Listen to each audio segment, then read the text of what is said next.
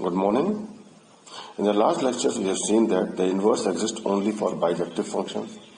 And in case of a composite function, we have seen that if f inverse of x is equal to x, it means that f and f inverse and other function is f inverse. Like f of g of x is equal to x, we can say that g is the inverse of f and vice versa. The function f and g are inverse of each other. So this is what we have. अब हमें देखना है हम inverse निकालते कैसे हैं. जैसे हमें दिया है कोई function y is equal to f x, function a से b है, इनवर्स जो होगा b से a होगा. तो सबसे पहले हमें f y जो है x का है, y is a function of x. Now we have to get some function which is g, which is x is a function of y. तो इसको हमें कन्वर्ट करना है, x is equal to g y, means x को बाहर निकालना है. जैसे y is equal to f x का कोई function, x is equal to g y. अब इसको देखना कि इज इट बाइजेक्टिव, ये फंक्शन है बाइजेक्टिव 1 1 और ऑन 2.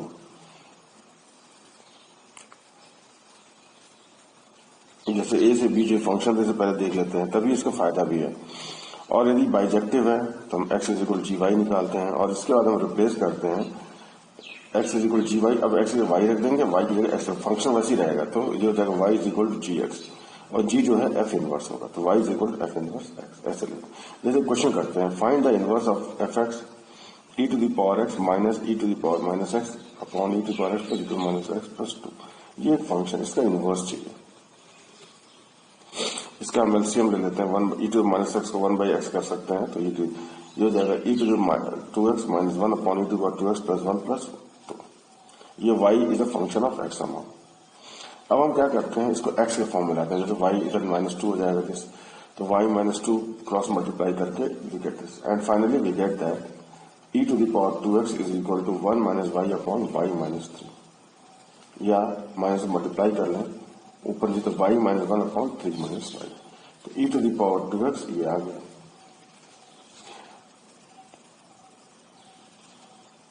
ठीक है. अब दोनों साइड का लॉग ले लेते हैं. तो x is equal to 1 by 2 log y minus 1 upon 3 minus y ये आ गया. मतलब x is a function of G Y आ गया. y was a function of x, now x is a function of y. Inverse का मतलब होता है कि x से हम y रख देंगे, y की जगह x रख देंगे. तो हम लिखेंगे f inverse x is equal to 1 by 2 log of x minus 1 upon 3 minus x. मतलब हमने y की जगह x रख दिया, x है y, और ये x जो है f इनवर्स x हो गया. तो this way we can write. सबसे पहले हम ये देखना है कि 1 to 1 है कि नहीं है. ये 1 to 1 भी है, क्योंकि हम देख सकते हैं इसको वैल्यू रख करके e to the 2x minus 1 x के सारे. यहाँ पे देखिए नीचे कोई भी वैल्यू ऐसी नहीं है x की जिसके लिए वैलिड ना हो, क्योंकि e to the power 2x हमेशा पॉजिटिव रहेगा. x की वैल्यू पॉजिटिव हो, नेगेटिव हो, कुछ भी हो, ये पॉजिटिव हो. ये नीचे कोई जीरो नहीं. तो इसका मतलब it is true for all the x minus infinity से प्लस इन्फिनिटी. तो y की कोई ना कोई वैल्यू आती रहेगी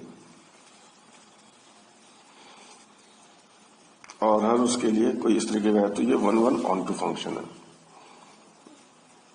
तो इस तरीके से हम निकाल लेंगे. अब कभी कभी क्या होता है, रेस्ट्रिक्टेड इनवर्स निकालते हैं, इन्वर्टिबल फंक्शन. जैसे F x is equal x square plus 2x, F minus 1 से 1 के बीच में. देखिए एक पैराबोला टाइप की फीलिंग आ रही है. एक्स कॉमन ले लें, एक्स प्लस 1, ये एक्स इंटू एक्स प्लस 2. तो ये आगे माइनस 1 से 0, इस तरीके प्लस माइनस प्लस.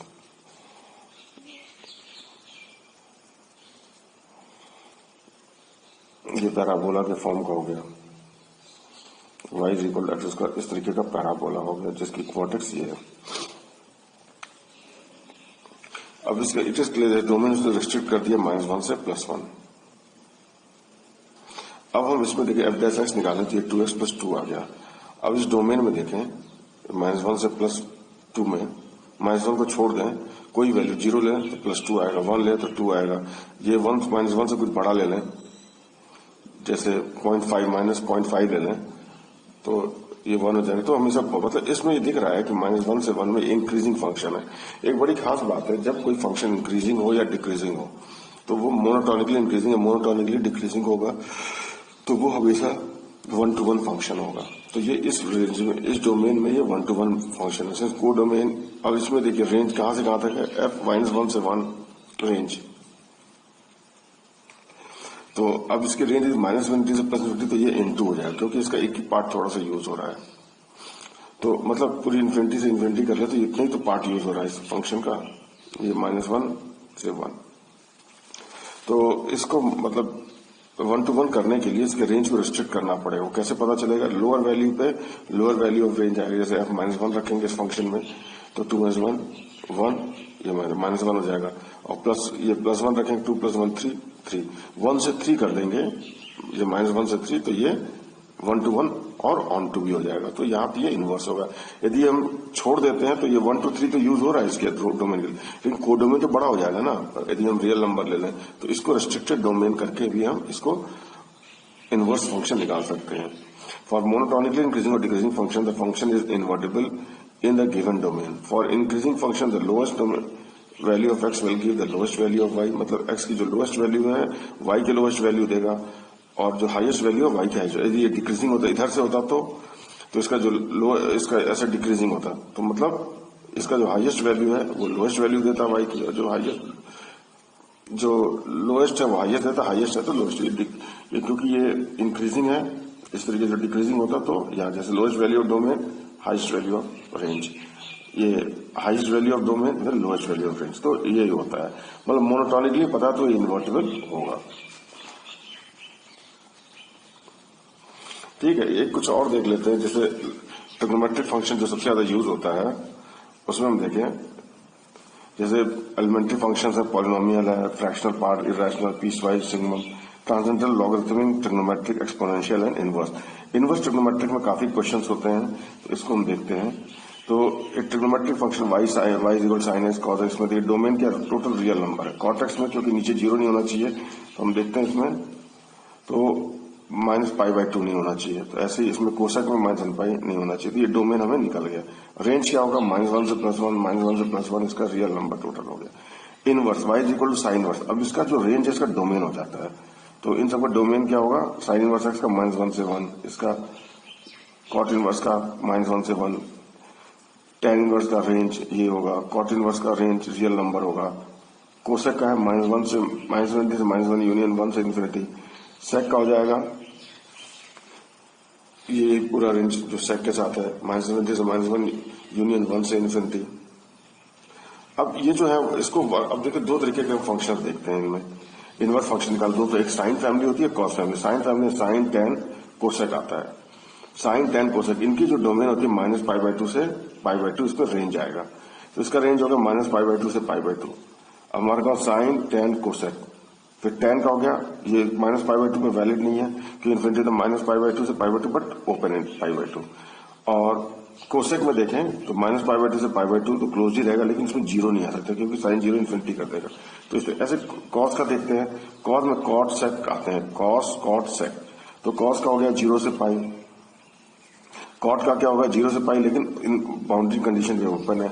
और कोसेक सेक में क्या होगा 0 से π तो होगा, लेकिन जैसे π/2 पे वैलिड नहीं है तो -π/2। तो इस तरीके से हमारा ये भी इनवर्स फंक्शन हमें याद होना चाहिए, तो हेल्प करता है।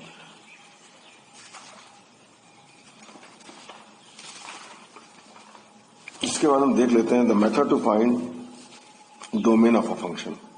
किसी फंक्शन का डोमेन निकालने के लिए write down the following condition below. पहले condition below, solve each condition and find intersection of the inequalities. हम पहले कंडीशंस देखते हैं डोमेन के लिए क्या क्या अप्लाई होती है, उन कंडीशन से जो इनइक्वालिटी बनती है उनको सॉल्व कर लेते हैं, और उन इनइक्वालिटी से जो एक्स की वैल्यू कॉमन होती है वो ले लेते हैं। जैसे किसी भी फंक्शन का डिनोमिनेटर 0 नहीं होगा, जैसे डिनोमिनेटर 0 हो गया तो इन्फिनिटी की तरफ चला जाता है, मीन्स उसकी कोई वैल्यू नहीं निकलती है। तो denominator 0, fx to the power 1/n, मतलब क्यूब रूट हो, स्क्वायर रूट हो, इस तरह का फंक्शन हो। एन यदि ऑड है, जैसे क्यूब रूट है, 5 रूट है, तो इसमें कोई फर्क नहीं पड़ता, ठीक है। लेकिन यदि एन इवन है, जैसे स्क्वायर रूट है, 4th पावर है, तो fx must be greater than equal to 0। मतलब जब भी ये स्क्वायर रूट हो या 4th पावर रूट हो या कुछ भी हो तो n 0 से बड़ा होना चाहिए, क्योंकि जैसे -1 लेंगे तो -1 का 1/3 रूट तो -1 ही आ जाएगा, क्यूब करेंगे -1/3 हो जाता है, माइनस हो जाता है। लेकिन यदि पॉजिटिव माइनस है, ये इसका स्क्वायर रूट लेंगे तो नेगेटिव का दिक्कत है, कॉम्प्लेक्स नंबर है, तो इसलिए इवन पावर है तो दिक्कत है, मतलब 1/इवन पावर है तो दिक्कत है, तो इसमें ये fx पॉजिटिव होना चाहिए, ऑड में कोई दिक्कत नहीं आती। फिर ट्रांसेंडेंटल फंक्शन, ट्रांसेंडेंटल फंक्शन कौन कौन से देखिए हमने बताया था, जैसे ये लॉगरिथमिक, ट्रिग्नोमेट्रिक, एक्सपोनेंशियल और इनवर्स ट्रिग्नोमेट्रिक, इनके जो डोमेन होते हैं वो वही होते हैं जो इनके अपने होते हैं। एनसीआर, ये हम उसमें देखे हैं कॉम्बिनेशन, परम्यूटेशन कॉम्बिनेशन। एनसीआर सबसे परिचित, एन और आर दोनों नेचुरल नंबर होते हैं, मतलब दोनों has to be greater equal to 0, और एन जो है आर से बड़ा होता है। ये चीज हमें जाननी चाहिए। मेथड टू फाइंड रेंज, अब रेंज निकालने के लिए क्या करते हैं,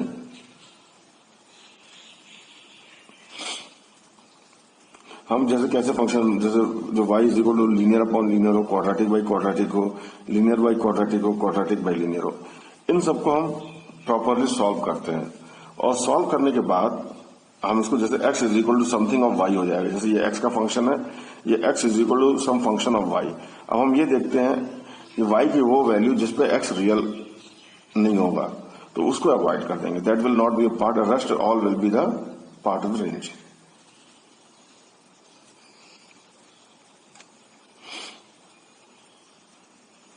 मेथड टू फाइंड रेंज, जैसे इसे इन्वर्जन कहते हैं। इन्वर्जन जैसे y is equal to f x है, इसको x is equal to g y में करते हैं। हम वो y की वैल्यू निकालते हैं जिसपे x रियल नहीं होगा, तो उसको छोड़ के सारी वैल्यूज रेंज होंगी। क्वाड्रेटिक और स्यूडो क्वाड्रेटिक, क्वाड्रेटिक और स्यूडो क्वाड्रेटिक में हम देखते हैं हर एक फंक्शन जो जिसमें एक की पावर x की पावर या y की पावर दोनों सेम नहीं होती है, वो ज्यादातर पैराबोलिक हो जाता है, क्वाड्रेटिक हो गया। और उस क्वाड्रेटिक को हम बना देते हैं, उससे हमें ये पता चल जाता है कि ये कहां से कहां तक लाई करेगा, वो उसका रेंज दे देगा उस डोमेन के हिसाब से रेंज का। कुछ क्वेश्चंस करेंगे इनसाइड आउट, कभी कभी हमें कुछ फंक्शंस की रेंज पता होती है, इसको यूज करके हम कर लेते हैं। Working out a part whose range is known, उसको मैनिपुलेट करते हैं। स्यूडो क्वाड्रेटिक में होता है कि क्वाड्रेटिक तो नहीं होता, लेकिन हम मैनिपुलेट करके क्वाड्रेटिक बना लेते हैं। मोनोटोनस फंक्शन, जैसे भी हमने बात की थी, मोनोटोनस फंक्शन इंक्रीजिंग और डिक्रीजिंग हो तो हमें पता चल जाता है, जो यदि इंक्रीजिंग है तो lower value of domain will give lower value of range, and higher value will give upper value will give limit will give upper value of range. Arithmetic mean is greater equal to geometric mean, ये भी एक help करता है। x plus 1 by x is greater than equal to 2 for all x is positive and is less than -2 for all x negative। NCR, इसका हमने देख लिया कि NCR के लिए है कि n और r नेचुरल नंबर होना चाहिए, n must be greater than r। इसको सॉल्व करके हम रेंज निकाल देते हैं। जैसे एक क्वेश्चन है इन्वर्शन का, y is equal to ax plus B upon C X plus B. देखिए डोमेन में ये जीरो नहीं होना चाहिए, डोमेन डिनोमिनेटर, तो x must not be equal to minus D by C, क्योंकि डी बाई सी रखेंगे तो ये डी अपॉन सी करेंगे, सी कट के माइनस डी आ जाएगा और ये जीरो हो जाएगा, तो ये इससे नॉट पॉसिबल, तो ये हो जाएगा। अब रेंज निकालने के लिए क्या करेंगे, क्रॉस मल्टीप्लाई करेंगे y, तो x is equal to b minus D Y upon C Y minus A, ये आ गया b minus D Y upon C Y minus A. अब क्या है कि हमें वो y चाहिए जिस पर x की वैल्यू रियल हो। यदि मैं यहाँ जीरो डाल दूं तो x की कोई वैल्यू नहीं आएगी, मतलब नीचे जीरो हो जाए। तो जीरो कब होगा, जब y is equal to a by C हो जाए, तो a by C should not be part of this. जैसे इसको देख के हमें आंसर पता चल गया कि यदि हम पूछें इसका डोमेन क्या होगा, all real number except this value, मतलब कौन सी value, x is equal to minus 3/4, ये 3/4 नहीं होना चाहिए। रेंज का क्या है, इसे एक शॉर्टकट दिया a बाई सी। a क्या था, कोएफिशिएंट ऑफ न्यूमरेटर में x का था, ये तो देखिए x 2/4 मतलब 1/2, x should not, r should not minus 1/2, ये रेंज नहीं होगा चाहिए।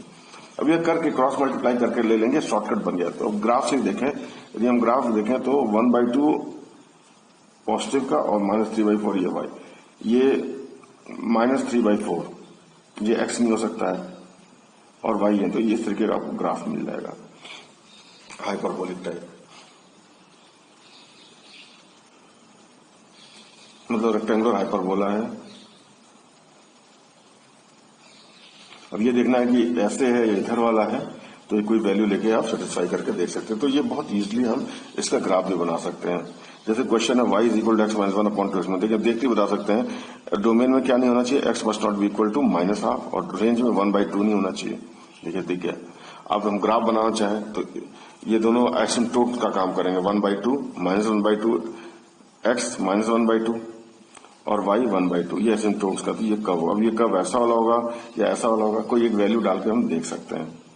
जैसे ये देखिए 0 0, देखते हैं कहाँ पे आता है 0 0 पे क्या आती है वैल्यू, तो इसमें हम 0 0 डालते हैं तो 0, यहाँ भी 0, तो ये -1/1 माइनस आएगा, तो ये नेगेटिव ये होगा। तो इस तरीके से हम निकाल सकते हैं। कि अब जैसे y is equal to x square minus x plus one ये है। अब ये देखें जैसे ये हमने उसमें पढ़ा है कॉम्प्लेक्स में X square plus X plus one या X square minus x plus one, तो एक्स क्यूब माइनस वन का फैक्टर करें एक्स माइनस वन तो X square plus X plus one आता है, तो ये क्यूब रूट ऑफ यूनिटी कहलाता है। इसके तीन रूट में वन ओमेगा ओमेगा स्क्वायर, ऐसे x cube plus one is equal to x plus one x square minus plus one, इसके तीन रूट होंगे माइनस वन माइनस ओमेगा और माइनस ओमेगा स्क्वायर। ठीक है, तो ये तीन जैसे माइनस ओमेगा स्क्वायर होगा। ठीक है, तो अब इसका मतलब अब हमें ये पता है कि इसमें इसके रूट्स इमेजिनरी है, इसका मतलब for all value of x it will always be greater than zero, क्योंकि ये नेगेटिव नहीं हो सकता, मतलब ये कभी भी एक्स एक्सिस को क्रॉस नहीं करेगा। तो इसके रूट्स जो है एकदम पॉजिटिव होंगे या नेगेटिव होंगे इस पर डिपेंड करता है। तो ये अपवर्ड का पैराबोला है तो ये हमेशा पॉजिटिव ही होगा, तो ये इधर से हमें कोई दिक्कत नहीं। तो ये it is true for all value of x, domain में तो ऑल वैल्यू ऑफ एक्स चलेगा। अब रेंज की बात करते हैं तो क्रॉस मल्टीप्लाई करते हैं तो हमारे पास ये आ गया। इसके रियल वैल्यूज के लिए क्या होना चाहिए, जैसे इक्वेशन आ गया x square two y minus one plus, ये क्वाड्रेटिक इन एक्स है and we want real x, इसका मतलब discriminant D must be greater equal to zero, that is B square में फोर इज ग्रेटर। तो इसमें से बी क्या हो गया वाई प्लस वन का whole square minus four into y minus is equal to zero. तो इससे हमें कंडीशन आ जाती है three Y minus one into y minus one three less than equal to zero. ये हमारे पास अंत में एक कंडीशन है, इसको आप सॉल्व कर सकते हैं और ये स्टेप्स आपको दिख रहा है, अब इसको देख के सॉल्व कर लीजिए या अपने आप सॉल्व कर लीजिए। तो अब हम इसको प्लॉट करेंगे, इसका रूट 1/3 आएगा और +3 आएगा। तो चूंकि ये वो पॉजिटिव है वेवी कर्व यूज करेंगे, प्लस माइनस प्लस, हमें नेगेटिव चाहिए तो ये 1/3 और 3 के बीच में, तो इसका रेंज 1/3 और 3 के बीच में होगा। ये मेथड हम यूज करते हैं, जो ये तभी यूज होता है मतलब डोमेन ये इसमें क्रॉस मल्टीप्लाई करके जब इसमें कोई कॉमन फैक्टर नहीं है। जैसे मान लीजिए क्वेश्चन है y is equal to x minus one into x minus two into x minus three, x minus one into x minus two into x minus four. अब इसको कैसे करें, अब इसमें देखिए एक्स माइनस वन तो कॉमन है तो इसको हम हटा देंगे। अब इसमें एक्स माइनस टू भी कॉमन है, ये भी हटा देंगे। तो अब इसका मतलब एक्स माइनस वन और एक्स माइनस टू कॉमन है, तो ये एक्स की वैल्यू 1 और 2 नहीं हो सकती है, और थर्ड तो 1/4 भले कॉमन नहीं तो 4 है, 1 to 4 तो हो नहीं सकता डोमेन में, 1 to 4 should not be a part of domain. ये क्लियर हो गया। अब इसको हम काट देते हैं तो हमारा बन जाएगा y is equal to x minus 3 upon x minus 4। इससे में रेंज क्या आ जाएगी, रेंज में हमारे पास क्या नहीं होना, y इज इक्वल टू 1 नहीं होना चाहिए, ये तो साफ साफ दिख गया। लेकिन अब जो ये वैल्यूज हैं 1 2, इसके कारण तो कोई वैल्यू आएगी y की, जिसको हटा दें तो इसमें 1 और 2 डाल के देखते क्या आएगा। 1 पे y इज इक्वल 2/3 आता है, 2 पे 1/2 आता है। चूंकि 1 और 2 ही डोमेन का पार्ट नहीं है, इसमें भी हटानी पड़ेंगे क्योंकि उसके कारण जो वैल्यू आएगी उसको हटाना पड़ेगा। तो 2/3 और 1/2 भी पार्ट नहीं होने चाहिए। तो इसका मतलब रेंज जो है पूरा रियल नंबर -1, 1/2 और 2/3 नहीं होगा, और डोमेन ये नहीं होगा। जैसे वैसे करते हो तो शॉर्ट फॉर्म में बन जाता है एक्स बाई लीनियर, तो रेंज क्या हो जाता है, इससे 1 नहीं होना चाहिए जो हमने निकाला। लेकिन ये तो तब था जब कोई चीज कॉमन नहीं होता, लेकिन चूंकि ये तो पहले से कॉमन है तो इनके कारण जो 1 और 2 के कारण जो रेंज की वैल्यू आएगी y की, वो भी हम इसमें से हटा देंगे। अब स्यूडो क्वाड्रेटिक की बात करते हैं। मतलब ये क्वाड्रेटिक हमने देख लिया, डोमेन निकालना आ गया, रेंज भी, मतलब हम पैराबोला बना लेंगे, इसका वोर्टेक्स पता चल जाता है, तो डोमेन हम देख लेते हैं कहां से कहां तक है, उसी तरीके से रेंज आ जाएगा क्योंकि इस पार्ट में मोनोटॉन्स था। अब इसको देखें x square minus x plus 1 upon this, तो ये कैसा दिख रहा है कि यदि हम कुछ टी ले लें, ये भी टी ले लें, तो T square plus T plus 1 आ जाएगा, जो हमें लगता है हमेशा ही पॉजिटिव रहेगा ये पैराबोला, क्योंकि ये कॉम्प्लेक्स रूट वाले पार्ट दिख रहा है। तो ये हो गया टी, इसका पता -b/2 है और -d/4 ये वोर्टेक्स होता है किसी पैराबोला। इसका रेस्पॉन्स निकाल लें -1/2 और 3/4, ये आ गया इसका वोर्टेक्स। ये हमारा इस टी का कर्व बना। अब टी जो है कहां से कहां तक लाई करता है वो इससे पता चलेगा।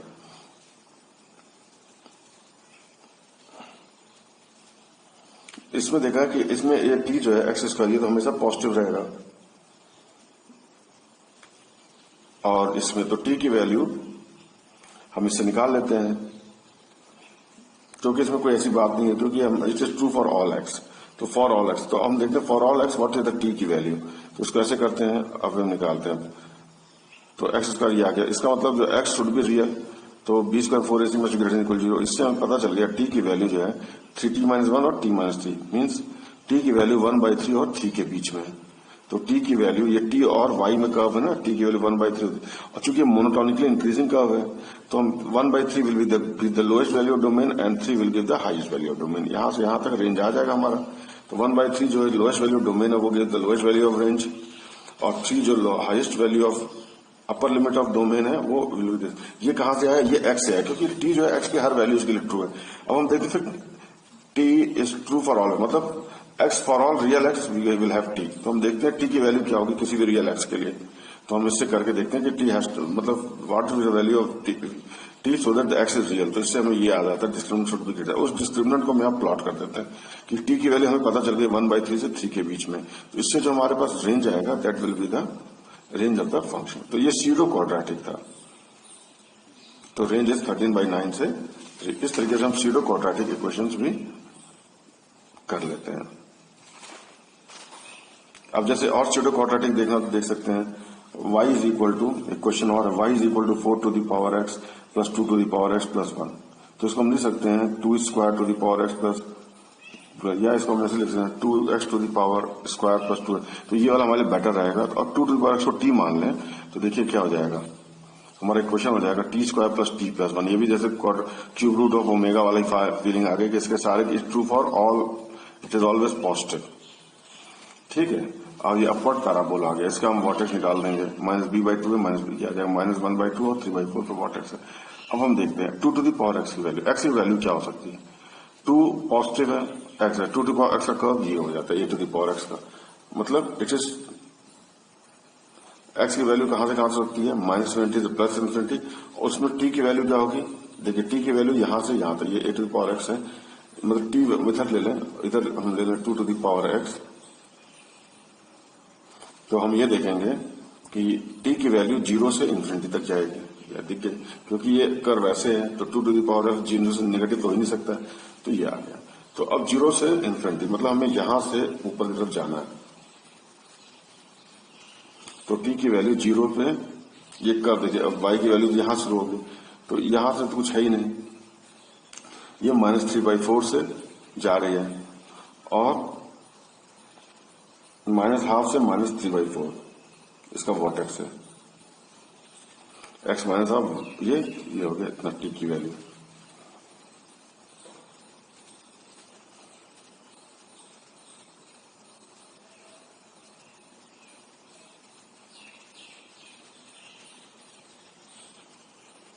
yt is an increasing function, t की वैल्यू 0 से इन्फिनिटी है, तो t 0 से इन्फिनिटी, यहां से हमारा इधर तक होगा, तो 0 पे ये वैल्यू आ जाएगी, इन्फिनिटी पे इन्फिनिटी आ जाएगी।